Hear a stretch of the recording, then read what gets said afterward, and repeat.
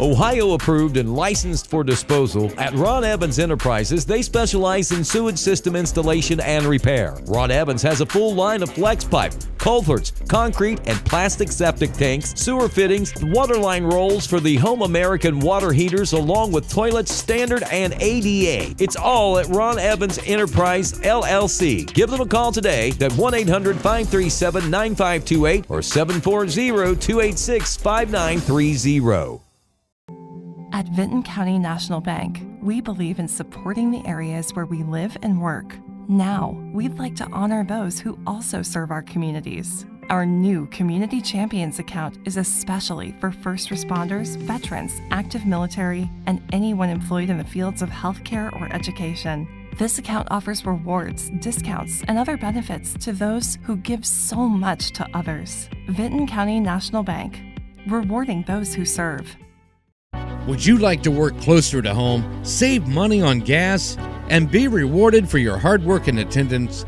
Then Bellisio Foods is looking for you. That's right, Bellisio Foods is now hiring for multiple positions and shifts with great employee benefits, an on-site health clinic, competitive wages, and advancement opportunities. Bellisio Foods is a company that truly values their employees. Apply online at belisiofoods.com/careers. Total Media is doing an Easter prize pack giveaway, and all you have to do to enter is find our post on Facebook or any of our Total Media platforms and follow the instructions. Once you're entered, you can win a $50 Stockroom 601 gift card, 2 movie tickets to Tri-City Theater, a 3-month online subscription to the Telegram, 2 Total Media t-shirts from Zip Printing Signs and Marketing, 2 Total Media radio keychains, and an Easter basket filled with some candy-filled Easter eggs. It's free to subscribe to our YouTube channel, and the contest is open to first-time new subscribers. The winner of the prize pack will be announced on Easter Sunday. Good luck!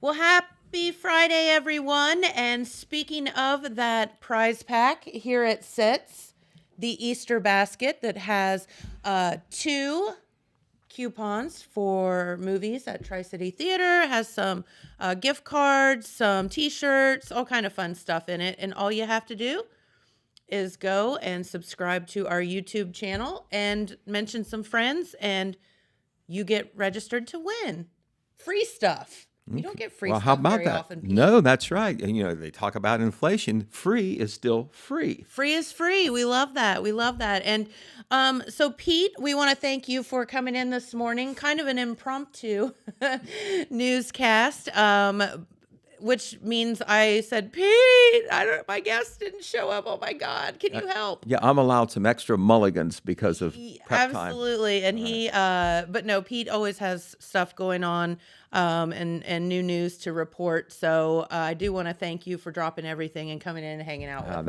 us this morning. That is all right. And I tell you what, a little bit later on, we're going to have a report from Jeremiah Shaver out in the field. And this is a little bit of an interesting thing. He won't tell me where he's going. Okay. Well, this is this will be interesting. And I think that it's a funny thing, but it's all for a good cause, a fundraiser. And I have a feeling that this is going to trigger some more participation in that fundraiser. So it's good we're doing it. Okay. I said, where are you calling in from? And he said, I'm not going to tell you. I tell you what, I will say this. If you're driving by where this is, I just hope that you don't do a rubberneck and run off the road, because you want to take a second look.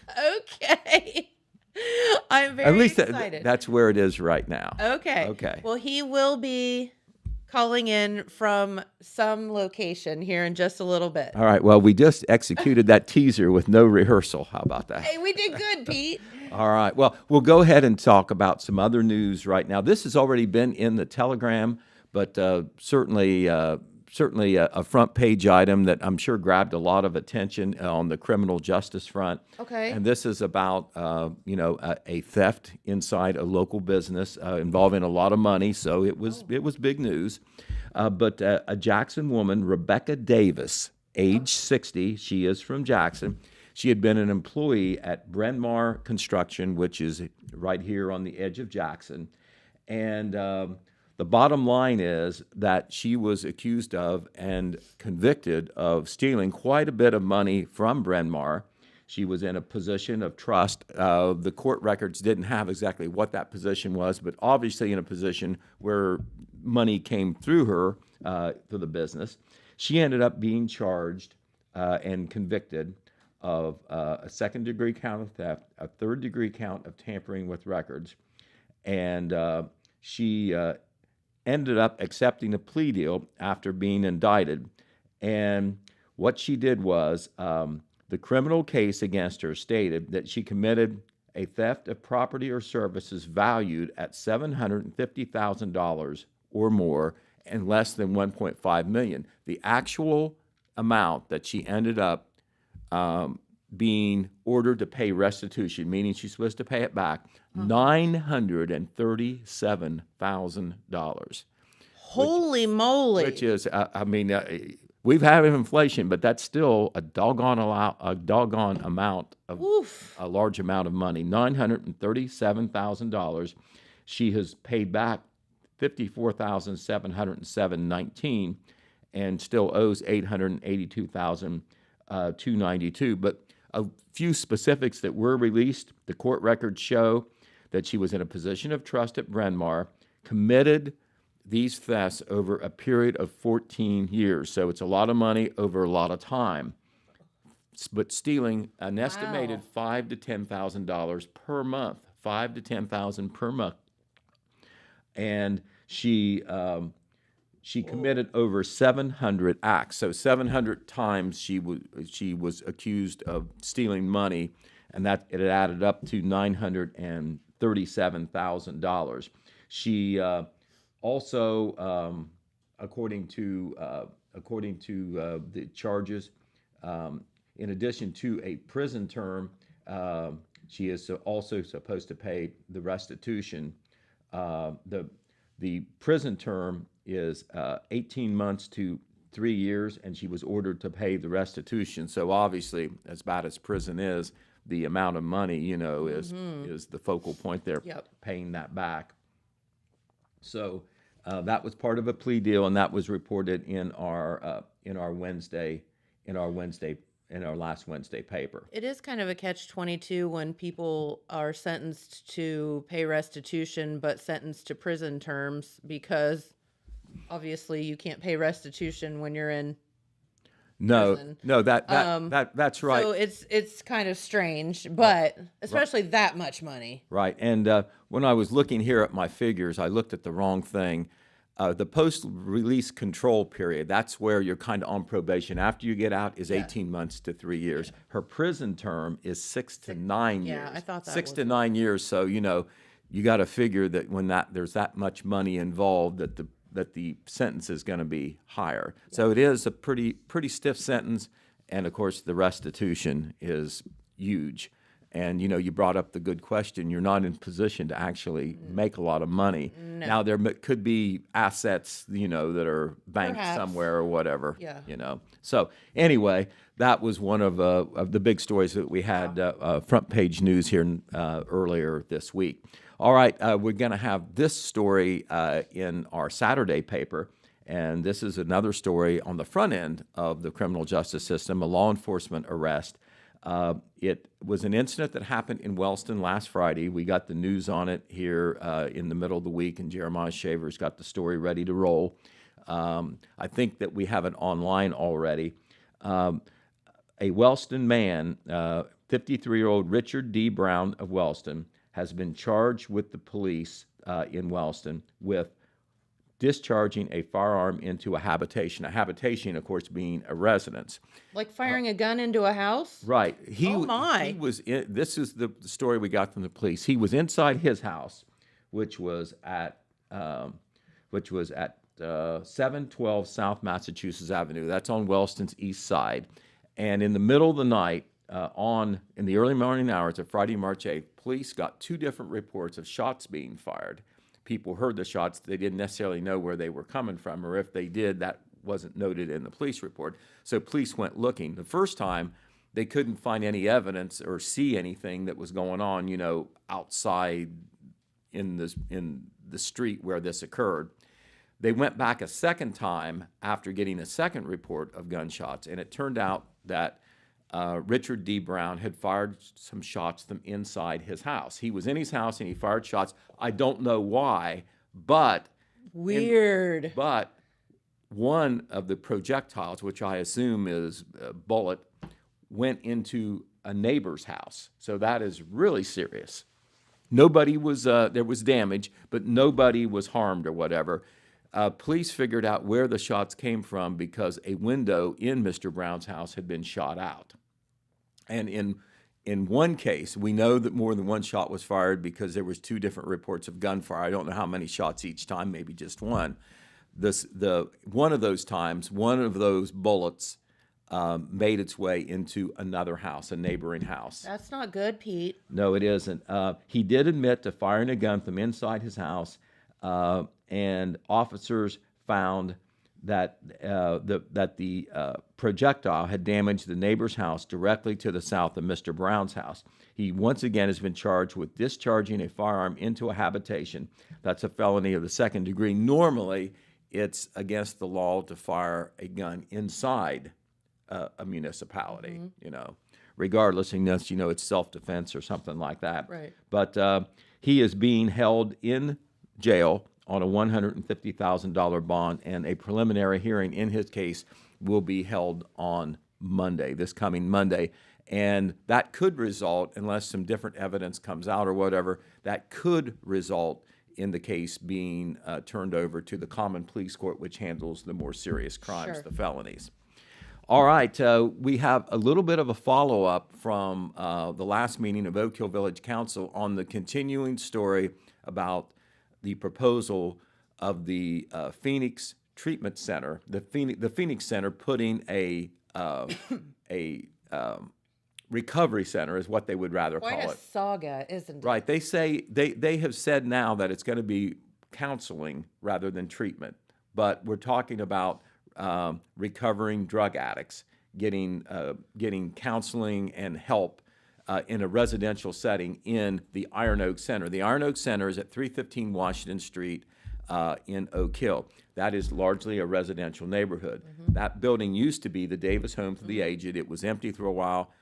Patrick and Melissa Ball, Jackson residents, bought it, and they've since tried to turn it into a business center. Adena Health Center has a clinic there, and there's a couple other businesses there as well. And there's been others that's come and gone. There was a Mexican restaurant there for a while that didn't make it. But anyway, the Phoenix Center would have a recovery center there. This is the proposal that would be 24 beds. It would be rather large. That has got some of the neighbors and other community members upset, concerned about this type of facility in their neighborhood. Right. So the question was, of course, this is private business. The question was, did this meet the zoning regulations in Oak Hill? And the zoning regulations are on paper in Oak Hill. They have been since the early 70s. But quite frankly, Oak Hill has not done a lot of zoning regulation. There hasn't been a lot of issues come up. Well, this is an issue. And so the village officials, after looking at this, decided that this type of facility did not fit the R4 zoning, which is residential zoning. There had been, the ladies that stayed there, but this is a little bit different, and this did not meet the zoning code. That doesn't mean they can't come, but they would have to get either a variance or a change of use approval to allow them to come in there, and that would come from the village. From the zoning enforcement officer, he would have to decide whether it met the zoning, and he probably would not based on what's come out. What's it zoned now, Pete? It is zoned for residential, and the Davis Home for the Aged was grandfathered in because it was in 1949. Okay. But if it was a like facility, it would probably be okay, but it's not exactly a nursing home or a home for the elderly. Or assisted living or something like that. This is different. So the village has said, it would need to get zoning approval. So if the zoning enforcement officer, which was just named at the last meeting, and the zoning board of appeals, which was just named at the last meeting because they've been inactive, if the zoning enforcement officer said, no, this does not meet the zoning, it would go to the Zoning Board of Appeals, and they would decide whether a variance or a change of use thing would be allowed. It could be, or it could be denied. But there's other businesses within that are not residential. That are not residential. Adena, here's a big debate. According to former Mayor Rob Leonard, he said that Adena received a variance back when they went in. But other businesses that are in there, or that were in there and not in there, they did not. They did not either know, or they did not seek zoning approval, and the Village of Oak Hill did not take any action saying, hey, you're not zoned right. This is clear as mud, isn't it? It's a little sticky. Yeah. But there has been a zoning code in Oak Hill. They just didn't come up with it because of this situation, but they've reactivated it. Yeah. And right now, there has been no request from the Balls for a zoning variance or a change of use proposal. It looks like that the majority of the people who've been coming to these council meetings, there's been 4 now where this has come up, are against it. All right. Okay. So if they get a request, the zoning officers in Oak Hill and the zoning board will have to make that decision. They could say that we don't think it should go in there. They think it should go in there. They could say the neighborhood's against it. We're not going to give you this approval. Well, could they go back in and say, well, some of the businesses that are in there shouldn't be in there? Well, Patrick Ball was worried about that. Yeah. But I think, in all honesty, it comes down to the type of facility that this is. I don't think anybody cares that there's a bakery or an accounting office or something like that in there. They're concerned about the neighbors and community members. The way I understand it, are just concerned about the type of facility it is, the type of people that are in there, the type of people that might visit, whatever. Now, on the other side, some people are worried about their property values because of this type of facility being in there. But what Patrick Ball says, and Dan McKenzie says, Dan McKenzie has a business that's called CAAB Properties LLC, and he has leased part of the Iron Oak Center from the Balls, and that is where it would go. So he's involved in this too. Mm-hmm. But he and Patrick Ball have come to the meetings and said, hey, listen, we got a drug problem in this town. Mm-hmm. We need to address it. This will be good for the town, and it will certainly be good for the people who get help there. And it could be some local people. Plus, Patrick Ball said, hey, maybe about 25 new jobs here. Mm-hmm. We could always use new jobs. They'd be good jobs. Mm. So, all this is played out. There was another council meeting last Tuesday, and Dan McKenzie was there, and he made a statement that will be included in our next story on this. And what he said was he questioned the process of how the zoning board and the zoning enforcement officer, he wanted to know when this was done, was sunshine laws violated, did they announce that they were doing a meeting and all like that. Are these people qualified? Why were these people picked to be on the zoning board, et cetera? All these questions about the process, the legality and appropriateness of the process. The village didn't really directly answer Mr. McKenzie. They let him talk.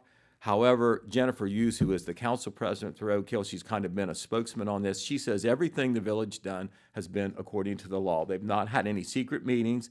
Every meeting that they've had is either a regular meeting or they had one special meeting that was announced. They have talked about zoning and what needs to be done way before this issue came up. So it's not like, that they have done something just because of this. Although it is true that for the last 6 or 7 years, as long as the current council has been in place, there really has not been any zoning regulations at all. There's a zoning code, but it's just like sitting there, and no one's really done a whole lot about it. That doesn't mean that you shouldn't if something comes up. Woo! This is very, very, as you said, sticky. Right. Glad we're not making the decisions on this, right? Right. But it does look like that, it's going to continue. However, nothing is going to happen. Jennifer Hughes has also said this, because, they're getting pushed to make a decision. She said they have no decision to make until they get a request. Mm-hmm. And right now it's just played out pro and con at the meetings. Mm-hmm. And to be honest, most of the people who have been coming to the meetings are against it. Okay. All right, so we'll see what happens. All right, so this is your last weekend for early in-person voting. Can you believe it already? Right, Like, March 19th crazy. is the primary election. Holy moly. You know, on Tuesday you can vote 6:30 to 7:30 at the polls, but before then, today the office will be open later than usual, but Saturday and Sunday it will be open as well. I'm talking about the County Boards of Elections office, including in Jackson and Vinton counties. The office will be open tomorrow from 8 a.m. to 4 p.m. and then on Sunday from 1 p.m. to 5 p.m. Now, in past years, not last year, but in past years, there were also early voting on Monday. They don't do that anymore. So if you're doing early in-person voting, your last chance is Saturday or Sunday. Okay, At so the no board- more Monday. No, at the board of no more Monday. I don't think there was last year either. Okay. All right, and then you can also vote absentee, and that's another way to vote other than going to the polls on election day. And on the absentee voting, of course, you need to get an absentee ballot. You need to request one or get one online, and you have to either postmark them back no later than Monday if you mail it, and if you bring it in, you have to drop it off at the Board of Elections office no later than 7:30 p.m. on Tuesday. You can wait all the way until when the polls close, Okay. but it has to be by 7:30 Tuesday at the Elections Board office. You do not take an absentee ballot to the polls, only to the Elections office. And so, Oh, wow. right. Now, Can I preface something? sure, absolutely. The Board of Elections is no longer at 275 Portsmouth Street in Jackson. Okay. That's right. Because Now, yeah. it's now the 6 Cents Brewing Company. Right. You can get some dynamite appetizers and entrees and craft beer, right? Listen, we hope that you go vote and then come in, but don't come in to vote because it's not there anymore. It happens all the time. You're saying it's still happening? It's still happening. I'm like, my. how long has it been since y'all have voted? Right. You're telling on yourselves here. Right. It's at 25 East South Street in the office where the Job and Family Services office is. And, you know, since people don't keep up with the news, it used to be Holzer Clinic a long time ago. long And time before ago. that, it was a drugstore and a medical office. Yes. All right. So, But, yeah. But anyway, and you go in the back door, by the way, at the Jackson County Board of Elections office, in the JFS office at 25 East South Street. Not up at to- 275. Up two doors, up two doors from Cardo's Pizza. All right, Yes, everybody knows where exactly. Cardo's is. Yes. So, and the Vinton County Board of Elections is where it has been for some time. It's in the community building on the north end of town. Okay. All right, and we'll talk more either Monday or Tuesday about what is on the ballot. But basically, this is a primary election. You've got a lot of county offices on, although there's not a lot of contests to be decided, not very many levies.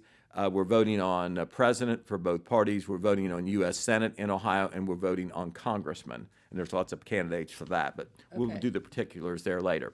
All right, you know, all these threats that come in by phone and email or whatever, well, it hit the University of Rio Grande and Rio Grande Community College. Did you hear about that? No, I did not. That was on Wednesday, and they received a email that ended up going to a lot of colleges and universities. You know, there was a big blast email. Now, when it comes in, you don't know that necessarily, or there might be a blast email and there's only one real target. But of course, this happened on Wednesday morning, and they posted the information on it. They said that the email did not identify any specific building or targets. However, local law enforcement and the FBI were both alerted. Campus Police, Rio Grande Village Police, the Sheriff's Office in Galley County, and the Highway Patrol swept all the buildings at Rio Grande, and Well, they're kind of dum-dums considering everyone was gone for spring break. That's exactly right. So that's why it wasn't as bad as it could have been. So you know that whoever sent the email didn't do their homework. Didn't really do much. They didn't. They didn't disrupt things as much as they would have on a week when things were in session, when college was in session. Correct. All right. Now, all of our local school districts, and we consider local Jackson and Vinton counties here at Total Media, all those buildings now, all the school districts will either be closed or closing early on April the 8th due to the upcoming solar eclipse, which is a partial solar eclipse in our part of the state. It is, but I think a lot of people, before you start judging and before you start saying that's the dumbest thing I've ever heard, you know, this thing can really cause damage to folks, and the kids would be walking home about the time that this thing is happening, and A, it's going to be dark for a minute or two, and B, if you look up, it can actually physically damage your eyes. So they don't want kids out walking and looking up and walking in the dark and all that. I totally get it. Well, the It schools makes sense. the schools had to decide what to do, and obviously there's a lot of written policies, but I don't think the school districts had a policy on what do we do if we have a solar eclipse. Well, you do what every other school's doing and you close Well- because it makes sense. Well, of course, it's going to be a partial solar eclipse in our part of the state. Here, yeah. Right. And Phil Howard, the superintendent of the Jackson schools, was the first of our local school districts to decide to do a 2-hour early dismissal Mm-hmm. because we're talking about 3:05 to 3:15 for the time of the eclipse. Yep. A little bit later, Wellston and Oak Hill made the same decision. Well, earlier this week, the Vinton County School District made the decision to close entirely for the day. Oh, They okay. will not be open at all. And so if they also announced in their post that if there's any athletic events that night, they will also be canceled. All activities will not be canceled, but be rescheduled. And they're going to use a calamity day, so Okay. because of the way the weather's been this year, the winter weather, they hadn't used all their calamity days. Honestly, at the end of the day, this is something that only happens probably once in our lifetime. So let the kids go. If somebody wants to go up north or they want to go whatever and experience this whole situation that's an anomaly, I mean, if I had kids, I'd put them in the car and we'd be going somewhere to experience this because you're not going to get to see it probably ever again Right. Well, this in is your lifetime. right. Another Here. Right, and there were other factors. Jennifer was Phil Howard cited safety because of when it's occurring. It's not going to be totally dark or anything, but it's going to be It different. will be dark. And you might have a bunch of people wanting to pay attention to it about the time that buses are leaving and kids are leaving and whatever. Also, this will give everybody the opportunity, if they want to view the To go solar see eclipse on their own. It's Somewhere, cool. whether a home or a Right. group setting or whatever. Agreed.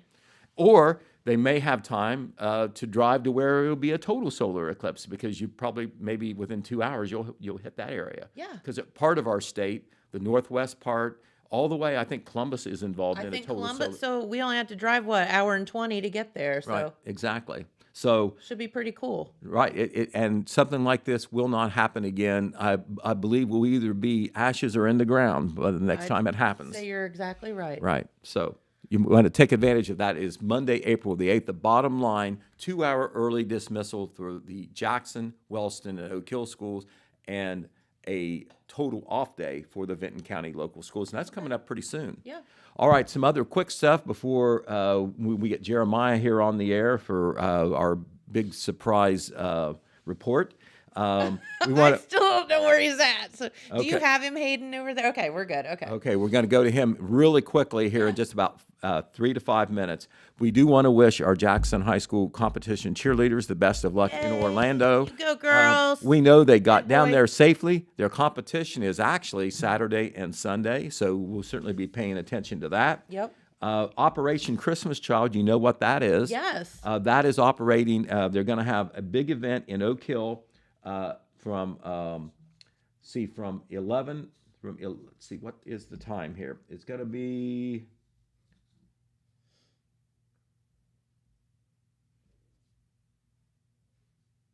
It's going to be from 11 a.m. to 10 a.m. to 2 p.m. at the Oak Hill Presbyterian Church. And they're going to have a guest speaker. It's going to be Herman Finch. He was originally from Zimbabwe, and he got a shoebox way back when he was a kid. I love And it's made a that. big difference in his life, and he is going to talk about that. And of How course, fun. we've had great participation on putting together those shoeboxes in the past 10 years or so in Jackson and Vinton counties, and they hope to do it again. A couple of the churches helped lead that effort, but the shoeboxes are full of essential items, and they go to the poorest kids and families all over the world. And this is a chance to really do a great Christmas present, a great charity project, and you can learn all about it at this session that will be from 10 a.m. to 2 p.m. at the Oak Hill Presbyterian Church. It's called the Annual Southern Ohio Team Celebration. Love So that. it'll be a fun event, but also an educational and learning event as well. Very important. We want to let you know that the Ladle of Love program, that the food ministry it operates out of the Calvary, not the Calvary United, let's see, what church is that? It's the, Yeah, it's Calvary. well, it used to be Calvary. Oh. Now it's where CLA is. Oh, why am I having trouble with that? Good Shepherd? Yes, the Good Shepherd Wesleyan Church on Chillicothe Pike. It used to be Calvary. Yeah. But anyway, they have canceled Saturday's program or Saturday's meal service, and they do a bunch of in-house meals where you can get your meal there. You can take out when they do delivery service, and they do it all throughout Jackson County. It is a big deal, and they have canceled it this Saturday in respect to the late Sherry Williams Howe, who died earlier this week. She was one of the co-founders of the Ladle of Love, and she was a wonderful person, Sherry was. And her calling hours are today. Her funeral is tomorrow. Okay. And there's calling hours before the funeral. The funeral is 1 p.m. At the Calvary Church, now the Calvary Church, not the Methodist Church. And this will allow people to pay their respects. She was a co-founder of Ladle of Love. Oh, okay. And she was also, of course, very active with the Cancer Society and the Alumni Committee as well. Just a wonderful person. And she died earlier this week after a long battle with cancer. But the bottom line for the people who get the meals, there will be no meals this week in any way, shape, or form, but they will be doing it again the first Saturday in April. They'll be back on their regular schedule. Okay, today the Bundy School Carnival is tonight. That's a big one. It's a big fundraiser for the school, 5 p.m. to 7 p.m. Then there will be a live auction after the carnival at 7:15 p.m. There will also be a silent auction and a chance auction. There'll be food that you can buy. The money raises things to help the kids. Field trips, items for staff and students, helps pay for playground equipment and end-of-year activities. That's the Bundy School Carnival. The Jackson Rotary Club is doing a neat St. Patrick's Day fundraiser. I think that got canceled. It got canceled. I think so. Well, I'm sorry about that. Yeah. Okay. Something happened. I talked with April, didn't get all the details about it, but we are working on something fun for the Easter Bunny. Okay. All right. Yeah. Okay. Well, so we have reported previously about the St. Patrick's Day fundraiser. This was the first time they'd ever done this. It was supposed to be a fun event to celebrate the Irish and the Green, and it was going to be at your place. It was going to sound like a great event to raise some money We had for our a good banquet cause. room, but it just didn't turn out, and that's news to me. So yeah, thank you. sorry for letting us about know. that. But there's plenty of activities going on in the actual tap room, the new place, so you can come on in and hang with us this weekend, All right. all weekend long. Okay, and also, how about the Roots Festival? The Oh, Roots my Folk gosh. Festival going on at the So Marquee. cool. Starting at 5 p.m. What a lineup of people that they have. And I don't know whether the lineup's It's- changed from my original thing, but I know you had a couple folks here yesterday did. talking about it. But, that costs $20, but talk about all the great music that you're going to hear. And it's local folks, local and regional Absolutely. folks. Some All of the most together, talented musicians. one after another on the same stage at the Marquee. And of course, this event helps. It will help raise funds to support the purchase of instruments and musical programs and happenings for the youth of Jackson County. That's exactly right, and that's the whole point, helping out the Sonic Rhythm Academy and some of the other kids in our area, and should be a lot of fun this weekend. Yeah, you can get tickets online at the marquetickets.org, or I'm guessing that you can walk up as Yeah. well. Yep. Okay. Also, Jennifer, we'll have 3 high school plays next weekend, so we'll talk about those more next week. Phantom of the Opera in Vinton County, Yeah, into super cool. the woods at Wellston, and SpongeBob the musical at Jackson High School. So cute. It should be great, very colorful. And this is a big thing for the Telegram and Total Media, and everybody is interested in the NCAA basketball tournament. That's Well, right. we do the contest. We call our contest Basketball Mania, but it's where we give the public the chance to pick the winners, and the top 3 winners will tap into a prize package of total of $600, $300 to number 1, $200 to number 2, $100 to number 3. But aside from the prize money, people just like to play. That's exactly. I mean, it's just fun. we get hundreds of entries on that. You can do it online. You can do it from a form that will be in Wednesday's paper. But start looking for that because the teams get picked on Sunday evening, and they'll be on those brackets. We're going to have a story on the front page of tomorrow's paper telling you all about it, and there'll be more information then in Wednesday's paper as well as online at yourtotalmedia.com/basketballmania. All right. Hey, I have one question for Yes. you. I have a thing sitting here that says former area football coach Larry Blackstone is going to be at Scotty's on First on Saturday from 4 to 8. Do you know anything about that? I do. I mean, Coach Blackstone was back in my era. I got the same announcement. Pretty cool. I got the same announcement, and so I'm glad that you brought that up because there's so much going on. 4 p.m. to 8 p.m. at Scotty's on First. And That's let me in tell you, Wellston. Coach Blackstone coached at Jackson for a while. He coached at Wellston for a while, and he continued to coach after he left Jackson County. Yeah. And I tell you one thing about Larry Blackstone, he won a lot of football games here, and he made a lot of friends, and he is a person who, I will say this, he doesn't forget his friends. We see Larry quite often back when there's something going on locally. Yeah. Funeral visitations for whatever. He's just a big-hearted guy. He's a tough guy, but a big-hearted There's a guy. softy under there And somewhere. this is a chance in a social situation. That's a good Yeah. thing, a nice thing, not a sad thing, where you No. can meet up with Coach Blackstone. And this isn't a private thing. They want people to come Yeah. who, whether it's former players, fans, Coaches, fans, the people All that of are that stuff. involved in the football programs now. So 4 p.m. Very to cool. 8 p.m. I think Larry finally retired, but man, he was a football coach for many years, even before he came to Jackson County. Yes, and you've got it, and made quite an impression here on our local football programs. So I just thought that was really cool. Haven't seen Coach Blackstone in quite some time, but be nice to have him back in the area for a moment. That is right. It'll be great to see him, and this is the opportunity to do it. Absolutely. Well, Pete, thank you for doing your impromptu newscast this morning. Can't appreciate you enough, and you are always so kind to share your time with us. All right. Well, that is all right. I will go to my computer, get back to work, but I'll be watching to see what Jeremiah has to say. I know a little bit about it, so I think you're in for some fun here. Okay. Thank you, Pete. All right. So I do think that we have Jeremiah. He told me I need to put this headphone in my ear, so I'm going to do that.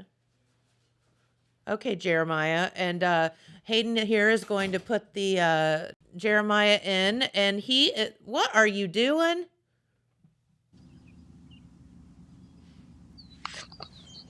What Morning, are Jen. you doing? Hey, morning, Jen. I'm coming to you live from the John here on Beaver Pike. Why is there a toilet on Beaver Pike? So there's a toilet out here, and it's actually on the property of Jackson County Sheriff Ted Frazier. I don't know if you can see the sign or not. We're can. sitting next to the Frazier Farms show cattle sign here, where there is, if you can see, I'll get up here. You can see there's a toilet placed here. Let me pull this bag off that I put on there so I didn't get anything on me there. This blue and yellow. Hopefully I'm still in the shot okay. Yep. This blue and yellow toilet was placed here last night, and could be coming to your yard, Jen, if somebody chooses to do so. Okay, Jeremiah, why would I have a toilet in my yard? So I was contacted last night by Pam Updike. She is one of the 2 advisors for the Jackson FFA, and she told me they decided to do a fundraising campaign involving this toilet. So it's kind of like the fundraiser you remember several years back when the flamingos popped up in people's yards. Oh, yeah. So it's kind of like that, except instead of flamingos, you got the commode sitting out in your front yard, Jen. So what you're saying is Jackson County Sheriff Ted Frazier was the first victim. He was the first victim, and here's the reason why. The reason he was the first victim was because it was actually his idea. Uh-huh. Yeah, so Sheriff Frazier a couple years ago had pitched this idea of doing a fundraiser involving the toilet, and basically it's pretty simple.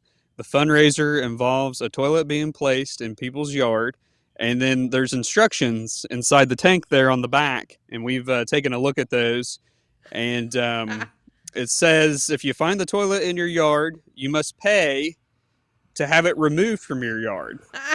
And it says you can pay to have the toilet placed into someone else's yard. And once you find the toilet, there's a phone number there in the tank that you give a call, and they will come and remove it. And they're just looking for a donation. All the funds for this fundraising campaign is going towards upcoming field trips and participation in the state convention and contests that the FFA, that's your Future Farmers of America. This is the Jackson High School chapter, Jen.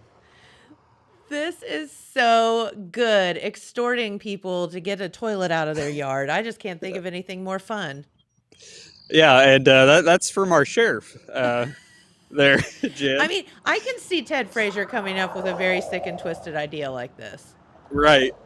And Ted actually come down the drive here as I was sitting on the toilet this morning waiting for you guys to cut to me, and gave me a thumbs up and said he appreciated me coming by to give some publicity to the FFA. Told him that we have a short article talking about that'll be on the telegramnews.com, and in a future edition we also have pictures. You're probably wondering about the blue and yellow, Jen. I am. I was going to ask you about that. So when I came out last night to get a picture, I actually came out twice. I came out yesterday afternoon and it wasn't here yet, so then I come back out later in the evening and found it out here next to the sign. And I kept thinking, I'm like, why is it painted blue and yellow? I was like, it's Jackson High School. Should it be, red and white for the Ironmen? And then it hit me. The FFA's official colors are this blue and yellow. Yes. So that is why the students have spray painted it the blue and yellow. This is so good. Now, you haven't actually used the toilet, have you, Jeremiah? I have not. I have not Okay. used the toilet. It is clean. So That's good. I wonder how many times it's going to get used along the way. I'm sure when it appears in somebody else's yard, they may find something inside. Who knows? All right. Well, let's all play along and play nice about the toilet. No, Right, I think this is right. such a good idea. And, We honestly, can. Oh, go ahead. I was just gonna say I was gonna give you a better. Let me walk out of the frame here. We can give you a better view of it here. love But it. it's just like I said. It's painted blue and yellow for Jackson High School FFA. That's your Future Farmers of America. That is the official collars there for the FFA. I did call Ted to give him a heads up to let him know I was coming out to take a sit on his John this morning. And he laughed and said, because I told him I was doing a video, and he said, you should have brought a newspaper with you and you could have opened with that. And I said, I didn't even think of that. That would have been Duh. great. Good reading material. Could have brought me some reading material. So, but if this blue and yellow toilet ends up in your front yard and you're wondering why it's there, if you look in the back of the tank, there is instructions that say you have been toileted by the Jackson FFA, and it says, it goes into the instructions about how you must pay to have the toilet removed from your lawn, and Oh then my you can God. pay to have it placed into somebody else's lawn, and gives you a number to call for Pam Updike. She's one of the two instructors there for the FFA Jackson chapter. And just wanted to kind of come on the show and talk a little bit about this to give them a little more PR.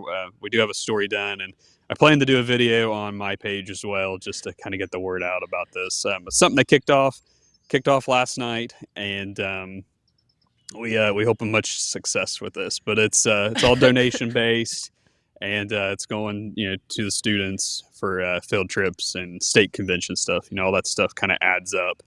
Yes, it So does. it's good that if you can give and then keep it going. Pam did tell me, let me get my notes here. Miss Updike did tell me that I asked her if there was kind of a timeline on how long they would be doing this campaign, this fundraising campaign. And she had told me that they will continue to take it around town as long as people request to have it moved somewhere else. And she said that they just appreciate everyone's support of the Jackson FFA and hope that they support this. Just something fun and different to do. And we'll have a story online hopefully later today. And the headline is Jackson FFA fundraiser aims to toilet people's yard with a cost to remove it. So, I was just sitting here thinking about, we've had Maddie and Josh in talking about 4-H, but FFA, same thing. Those kids work so hard, and we have so many wonderfully like nationally recognized FFA members and 4-H members right here in our communities. And I can't think of a better organization to help out than these FFA and 4-H kids and all of that, because they're doing such good work. And they are representing our community at like national conventions and stuff like that. And that's what this whole fundraiser is about. It's about helping these kids get to where they need to go. And, these are all life lessons and life experiences that they should get to do along the way, because, what they're doing is amazing. So I can see them having a very long waiting list on this. Yeah, I'd say once the word gets out, I think a lot of people will have ideas for other folks who they want to send this to their yard to display. And like you were saying, with the 4-H and the FFA, those kids, they put a lot of work into their projects that they do. They do big time. For those different clubs and organizations that they are a part of. And so if you're able to support this, I think they'll take any size donation. I will say, while I was setting out here on the can, Jen, waiting for you guys to cut to me, had lots of people waving and honking. I was going to ask, is anyone stopping? Like, what are you doing? Yeah, so a male lady stopped here, was asking about the toilet, and was asking what that was all about. They saw it last night, and was asking for some more information on that. And I kind of gave them the lowdown while I was sitting there waiting. So the lowdown, literally. Gave him the lowdown while I was getting down here, Jen. So there's so many puns and weird things we could say about this, so we probably shouldn't get started with it. But right, there could be a lot, but just wanted to talk a little bit about that. Yeah, go ahead, Jen. So do you have, can you give out the phone number here if you want to get put on the list to get started with that? Yeah. So, I don't know if they have more than one toilet, and, I know they at least have the one. And the number, it's 740-418-2553.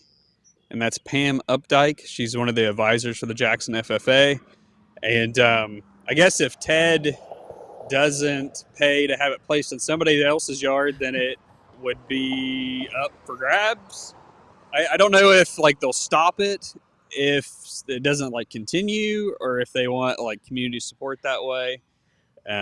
Something tells me that Ted Frazier will make sure that toilet goes to someone very special. Yes, I'm sure Ted will pass this along to somebody else in the community. I'm not sure who that person's going to be, but like I was telling Pete Wilson this morning when I was kind of giving him the information on this this fundraiser, it could show up in your yard, sir.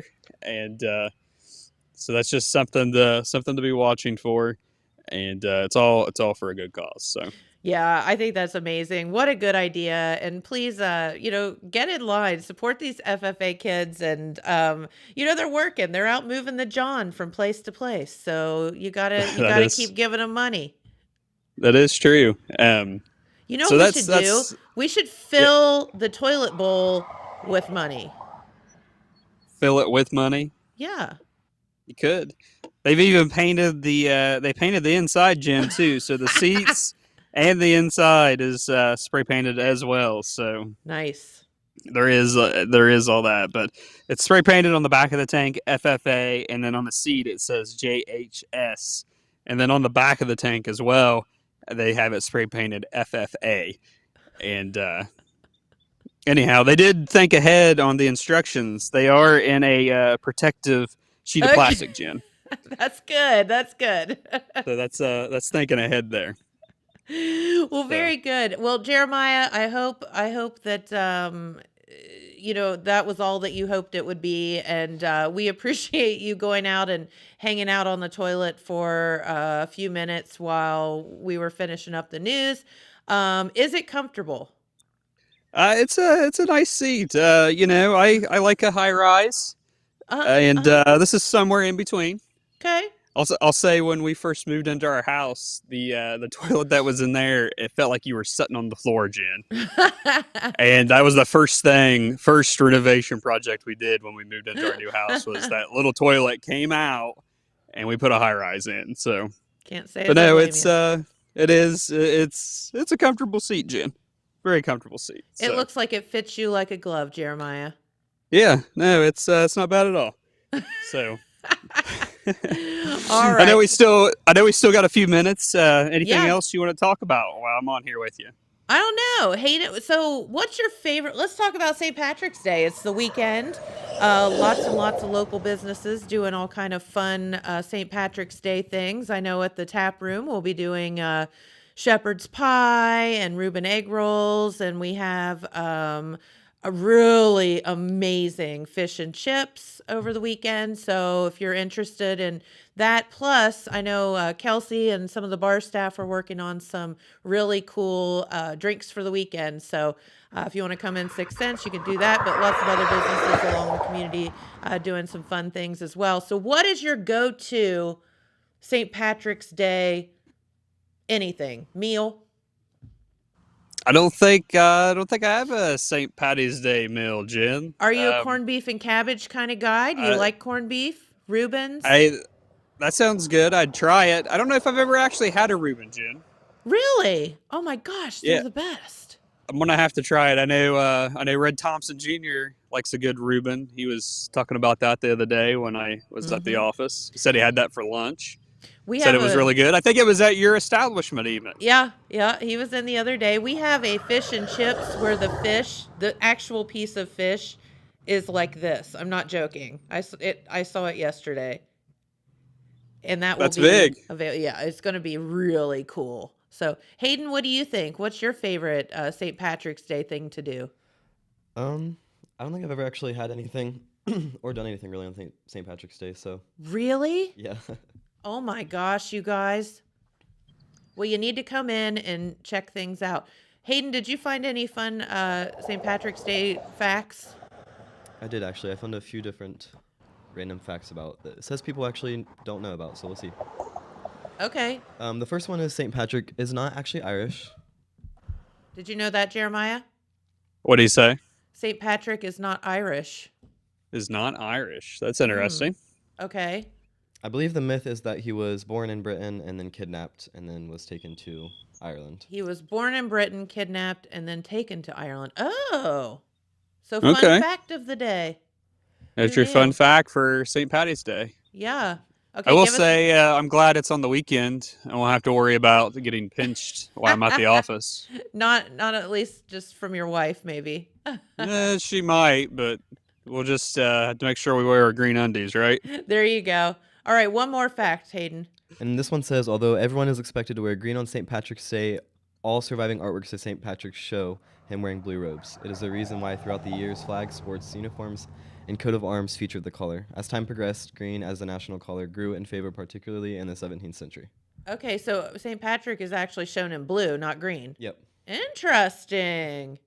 Now you know. Wonder what the switch was. I don't know. Where did the green come from? Don't know. We'll have to research more and let you know. Very good. interesting. Okay. Very good.